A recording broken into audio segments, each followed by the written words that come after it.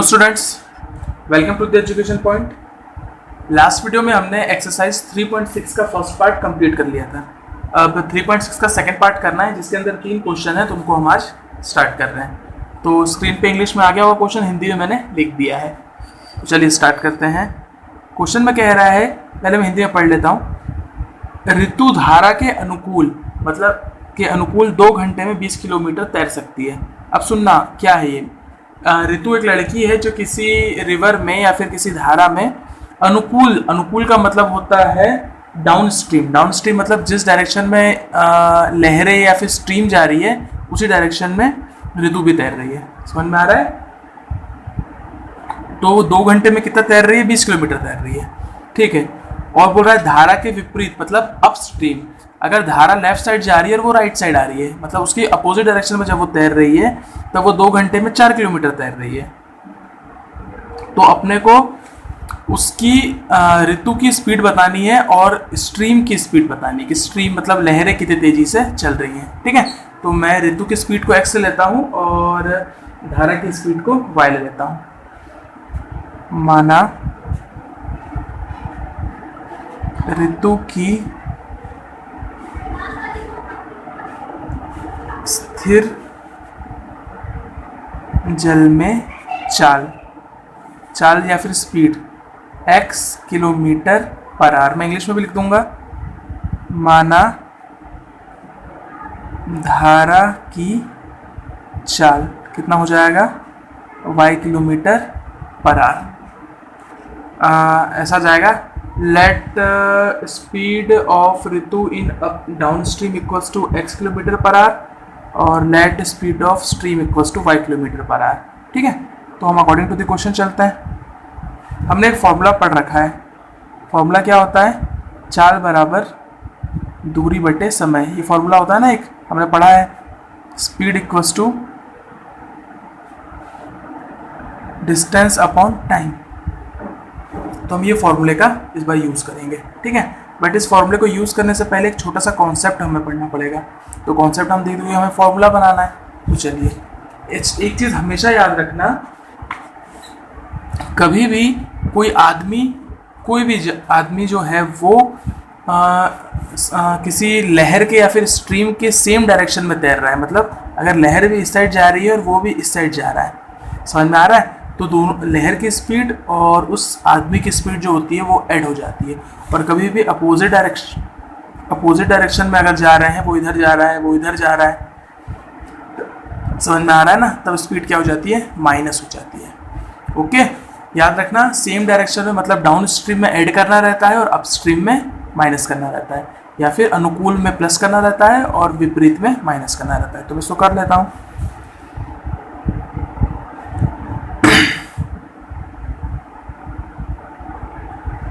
तो यहाँ पे हो जाएगा मेरा अनुकूल स्थिति में कुल चाल। तो यहाँ लिखूंगा मैं total speed in down stream. तो क्या हो जाता है? डाउन स्ट्रीम में ऐड करना रहता है, तो ये दोनों क्या हो जाएंगे? ऐड हो जाएंगे। तो ये हो गई ऋतु की स्पीड प्लस ये हो गई स्ट्रीम की स्पीड, किलोमीटर पर आवर। अब विपरीत प्रतिकूल लिखा हुआ है, प्रतिकूल स्थिति में मतलब स्पीड इन अपस्ट्रीम कितना हो जाएगा? माइनस हो जाएगा, x minus y kilometre per our. बहुत ही इंपॉर्टेंट कॉन्सेप्ट था ये। सेम डायरेक्शन में या फिर अनुकूल में प्लस और विपरीत या फिर डाउन अपस्ट्रीम में माइनस होता है। तो चलो अब मैं इस फॉर्मूले का यूज़ करूँगा। तो स्पीड, पहली कंडीशन क्या है? स्पीड कितनी है हमारे पास? x plus y. तो फॉर्मूला क्या है? x plus y equals to distance. कितनी डिस्टेंस कर रही है वो? 20 किलोमीटर। और कितने देर में कर रही है वो? 2 घंटे में। 2 से काट दो तो मेरी पहली इक्वेशन आ गई, x plus y equals to 10। ये हो गई मेरी फर्स्ट इक्वेशन। समझ में आया? मैंने ये वाली कंडीशन लगाई है इसमें, पहली वाली। अब सेकंड वाली में क्या कह रहा है वो? धारा के विपरीत 2 घंटे में 4 किलोमीटर तैर सकती है। तो चलो अकॉर्डिंग टू द क्वेश्चन फिर चलते हैं। धारा के विपरीत मतलब x माइनस वाई, कितने किलोमीटर चल रही है वो? 4 किलोमीटर, और कितने देर में? 2 घंटे में। 4 बराबर दूरी बटे समय लग गया, उसे काटो 2 दूनी 4। तो इक्वेशन आ गई मेरी x minus y equals to 2। ये हो गया हमारा इक्वेशन 2। बहुत इंपॉर्टेंट क्वेश्चन है ये, याद रखना 4 या 5 मार्क्स के लिए बहुत ज़्यादा इंपॉर्टेंट। तो अब मुझे ये 2 इक्वेशंस मिल गई है, मैं इन दोनों में एलिमिनेशन लगा देता हूँ। देखो x की वैल्यू दोनों में सेम ही है, बराबर है ना। अब मैं क्या करूँगा, ये काटा नहीं है ना, ये x है। अब मैं क्या करूँगा, इक्वेशन 1 में से इक्वेशन 2 को माइनस कर देता हूँ। इक्वेशन 1 माइनस इक्वेशन 2, याद है ना elimination method. x plus y equals to 10, x minus y equals to 2। Sign change करते हैं, ये हो जाएगा नेगेटिव, ये हो जाएगा पॉजिटिव, ये हो जाएगा नेगेटिव। आप चाहे तो ऐड भी कर सकते थे तो y कैंसिल हो जाता, यहाँ x कैंसिल हो गया, y और y कितना हो जाएगा 2y इक्वल्स टू 10 में से 2 को माइनस करोगे तो आएगा 8, कितना हो गया ये 4। y इक्वल्स टू कितना हो जाएगा 4 किलोमीटर पर आवर। ठीक है, मतलब y क्या लिया था हमने, धारा की चाल, मतलब स्पीड ऑफ स्ट्रीम, तो कितना आ गया हमारा 4 किलोमीटर। अब हम क्या करेंगे, इक्वेशन 1 में y की वैल्यू को पुट कर देंगे। फ्रॉम इक्वेशन फर्स्ट, समीकरण 1 से। तो इक्वेशन फर्स्ट में हम वैल्यूज को पुट कर देते हैं। हमारी इक्वेशन फर्स्ट क्या थी हम देख लेते हैं, x plus y equals to 10। मेरी इक्वेशन फर्स्ट थी x plus y equals to 10। तो x प्लस वाई की वैल्यू आई है मेरी 4 equals to 10।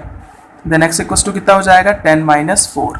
Then x equals to हो जाएगा 6, मतलब x इक्वल्स टू कितना हो गया 6 किलोमीटर पर आवर, मतलब वो 6 किलोमीटर प्रति घंटे की रफ्तार से या स्पीड से तैर सकती है। तो यहाँ पे हमारा क्वेश्चन हो गया कंप्लीट। समझ में आया अच्छे से, फटाफट नोट कर लीजिए। हम नेक्स्ट क्वेश्चन पे चलते हैं। हम सेकंड क्वेश्चन स्टार्ट करते हैं। ये क्वेश्चन इंपॉर्टेंट भी है और ट्रिकी भी है, लेकिन मैं बहुत सिंपल तरीके से बताऊंगा तो आपको एक बार में समझ में आ जाएगा। क्वेश्चन इंग्लिश में आ गया होगा स्क्रीन पे, हिंदी में पढ़ देता हूँ। क्वेश्चन कह रहा है 2 महिलाएं एवं 5 पुरुष एक कसीदे, कोई काम होगा कसीदे के काम को 4 दिन में करते हैं कंप्लीट, जबकि 3 महिलाएं और 6 पुरुष करें तो 3 दिन में ही खत्म हो जाता है। तो अपने को ये बताना है कि एक महिला और एक पुरुष अलग अलग उस काम को कितने दिन में कंप्लीट कर लेंगे। मतलब ठीक है, देखो 2 लेडीज और 5 मैन अगर काम को साथ में कर रहे हैं तो 4 दिन में कंप्लीट कर लेते हैं। 3 वुमेन्स और 6 मैन अगर कंप्लीट करेंगे तो 3 दिन में कर लेंगे। तो अपने को ये बताना है कि एक आदमी या फिर एक औरत उस काम को कितने दिन में कंप्लीट कर लेंगे। तो मैं मान लेता हूँ कि एक आदमी उसको x दिन में और एक औरत उसको y दिन में कर लेगी। तो माना एक महिला कार्य पूरा करेगी कितने दिन में, x दिन में, है ना। और एक पुरुष का मैं y ले लेता हूँ। माना एक पुरुष कार्य पूरा करेगा कितने दिन में, y दिन में। Let single woman completed work equals to x days और single man completed their work equals to y days। तो मैं इस क्वेश्चन को ना एक दिन के हिसाब से लेकर आता हूँ कि एक दिन में कौन कितना काम करेगा। तो अच्छा एक बात बताओ, अगर एक लेडीज x दिन में पूरा कर रही है तो वो लेडीज एक दिन में कितना काम कर रही है, 1/x डिवाइड कर देते हैं ना हम। ठीक है, तो मैं कर लेता हूँ इसको। महिला एक दिन में कार्य करेगी, कितना करेगी एक दिन में कार्य, अगर पूरा x दिन में कर रही है तो एक दिन में 1/x कर लेगी। और एक पुरुष जो होगा वो एक दिन में कितना काम करेगा, 1/y। ठीक है, ये मैंने एक दिन का निकाल लिया है। अब मैं देखता हूँ कि कंडीशन क्या दी थी कि 2 महिलाएं और 5 पुरुष काम को 4 दिन में करते हैं। तो देखो अगर एक दिन में एक महिला इतने कर रही तो 2 महिलाएं कितने करेगी, 2 से मल्टीप्लाई करो तो 2/x प्लस कितने पुरुष कर रहे हैं 5, तो 5 बन जा 5/y। तो ये दोनों कितने दिन में कर रहे हैं काम को, 4 दिन में, मतलब 1/4 1/4। थोड़ा लॉजिक लगाना, ये एक दिन का काम है तो 2 लोग मिलकर 2/x में करेंगे। ये एक दिन का y है तो आदमी 5 है तो 5 आदमी मिलके कितने दिन में कैसे कर रहे हैं, एक 1/4 कर रहे हैं। तो चलो क्रॉस मल्टीप्लिकेशन कर दो, या तो 4 को इधर ले आओ, x और y को इधर ले आओ। इक्वेशन हम चेंज कर देते हैं, 4 को इधर ले आओगे तो कितना आ जाएगा, 4 × 2/x plus 5/y equals to 1। 4 का मल्टीप्लाई कर दो तो हो जाएगा 8/x प्लस 20 अपॉन वाई इक्वल्स टू 1। ये मिल गया मुझे इक्वेशन फर्स्ट। चलो आगे बढ़ते हैं। क्या कह रहा है, 3 महिलाएं और 6 पुरुष, तो कितना हो जाएगा, ये हो गया 3 महिलाओं का 3 अपॉन एक्स, 6 पुरुष का हो गया 6 अपॉन वाई। तो ये कितने दिन में कर रहे हैं, ये 3 दिन में कर रहे हैं, तो ये हो गया 1/3। फिर से वही करो, 3 को उधर लेकर आओ, अब डायरेक्ट कर रहे हैं, 3 3 ज़ा 9/x 18/y इक्वल्स टू 1। तो ये मुझे मिल गई इक्वेशन फर्स्ट। तो याद है ना हम कैसे करते थे इसको, 1/x 1/y करके करते थे। तो चलो कंसिडर कर देते हैं, late 1/x equals to u ले लेता हूँ मैं, और 1/y इक्वल्स टू v ले लेता हूँ। तो इक्वेशन हो जाएगी मेरी यहाँ पे क्या है, 8/x, तो कितना हो जाता है 8u प्लस 20y, कितना हो जाएगा 20/y का 20v इक्वल्स टू 1। और इसका कितना हो जाएगा हमारा 9 है, तो 9u plus 18v equals to 1। ये मिल गया मुझे, ये इक्वेशन 2 है। ये मिल गया मुझे 3 और ये मिल गया मुझे 4। अब हम इसमें एलिमिनेशन लगा देंगे। तो चलो वही करता हूँ, मैं 9 का मल्टीप्लाई इसमें करूँगा और 8 का मल्टीप्लाई मैं इसमें करूँगा। 8 9 72 u plus 180v equals to 9 1 9, 72u plus 144v equals to 8 1 8। ठीक है, अब क्या करेंगे हम, अब इन दोनों इक्वेशन को माइनस कर देंगे। तो चलो माइनस कर देते हैं, 72u plus 180v equals to 9 और 72u plus 144v equals to 8। तो साइन चेंज करो, ये हो जाएगा नेगेटिव, ये हो जाएगा नेगेटिव और ये भी हो जाएगा नेगेटिव, ये कैंसिल हो गया। 180 में से 44 गया तो कितना बचा 36v इक्वल्स टू यहाँ कितना बचा 1, देन v इक्वल्स टू कितना हो जाएगा 1/36। ठीक है, हम इस v की वैल्यू को इक्वेशन में पुट कर देते तो u की वैल्यू निकल जाएगी।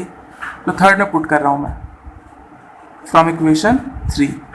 इक्वेशन है हमारी 8u plus 20v equals to, अच्छा 1 मिनट रुको, इसमें मत करो, इक्वेशन 4 में करो, इक्वेशन 4 में सरल रहेगा। इक्वेशन 4 है हमारे पास 9u plus 18v equals to 1। ये हो जाएगा 9u प्लस 18 इंटू वी की वैल्यू 1/36 इक्वल्स टू 1। 18 2 36। ठीक है, तो आ जाएगा 9u प्लस 1/2 इक्वल्स टू 1। तो चलो 9u इक्वल्स टू कितना हो जाएगा 1/2 को इधर ले आओ, तो 1 minus 1/2, then 9u equals to 1 में से 1/2 गया तो 1/2 बचेगा, तो 9 को अपॉन में ले जाओ, देन u इक्वल्स टू कितना हो जाएगा 1/2 इंटू 9, तो हो जाएगा 1/18। u की वैल्यू क्या आ गई मेरी 1/18। बट क्वेश्चन यहाँ मेरा कंप्लीट नहीं हुआ है, हमें x और y की वैल्यू निकालनी है। तो हमने क्या लिया था 1/x की वैल्यू ली थी हमने कितनी u, और 1/y की वैल्यू ली थी हमने v। चलो वैल्यू पुट करते हैं, then 1/x equals to u की वैल्यू है 1/18 और 1/y इक्वल्स टू v की वैल्यू कितनी है 1/36। इसको इधर लाओ, इसको इधर लाओ, तो 18 equals to x equals to 18 days. इसको इधर लाओ, इसको इधर लाओ, तो 36 equals to y equals to 36 days या दिन। मतलब महिलाएं काम को 18 दिन में कर लेगी और पुरुष उस काम को 36 दिन में करेंगे। ओके, ये क्वेश्चन होता है यहाँ पे हमारा कंप्लीट। तो चलिए हम थर्ड क्वेश्चन स्टार्ट करते हैं। स्क्रीन पे इंग्लिश में आ गया होगा, हिंदी में मैं पढ़ देता हूँ। रूही 300 किलोमीटर की दूरी अपने घर से चलने के लिए रेलगाड़ी और बस से तय करती है। मतलब कुछ दूर वो रेलगाड़ी से जाएगी और कुछ दूर वो बस से जाएगी, और टोटल से कितना ट्रैवल करना है 300 किलोमीटर का करना है। बोल रहा है यदि वह 60 किलोमीटर की दूरी रेलगाड़ी से और शेष बस से तय करती है तो 4 घंटे में पहुंच जाती है। तो चलो मैं स्टार्ट करता हूँ। मुझे निकालना है रेलगाड़ी और बस की चाल। तो रेलगाड़ी की चाल x ले लेता हूँ, u और v भी मान सकते हो। माना रेलगाड़ी की चाल कितना हो जाएगा x किलोमीटर पर आवर, माना बस की चाल कितना हो जाएगा y किलोमीटर पर आवर। ठीक है, तो क्या कह रही है, ट्रेन से कितनी चली है उसने, रेलगाड़ी से तय दूरी कितनी है उसकी, पहली कंडीशन में 60 किलोमीटर, रेलगाड़ी द्वारा तय दूरी कितनी हो गई 60 किलोमीटर। तो बस से कितना चली है वो बताओ, बस द्वारा तय दूरी। बताओ 300 में से जब 60 वो ट्रेन से गई है तो बस से कितनी गई है, तो घटा दो 300 माइनस 60 तो कितना जाएगा 240 किलोमीटर। वो कैसे गई है, बस से गई है। ठीक है, तो चलो फिर हम वही चाल बराबर दूरी बटे समय वाला फॉर्मूला लगाएंगे। तो हम जानते हैं फॉर्मूला क्या होता है, स्पीड इक्वल्स टू चाल बराबर डिस्टेंस मतलब दूरी अपॉन टाइम या फिर समय। अब एक बात बताओ, मैं समय को इधर ला रहा हूँ तो स्पीड को नीचे लेकर आ रहा हूँ। ठीक है, तो टाइम का फॉर्मूला क्या मिल गया मुझे, मैं इस क्वेश्चन को टाइम के रिस्पेक्ट में करूँगा, डिस्टेंस अपॉन स्पीड। ठीक है, तो चलो मैं पहली कंडीशन चला रहा हूँ। पहली कंडीशन क्या है मेरी, कहाँ गया, 4 घंटे का समय लगता है, तो स्पीड कितना लग रहा है उसे, सॉरी टाइम कितना लग रहा है 4 घंटे।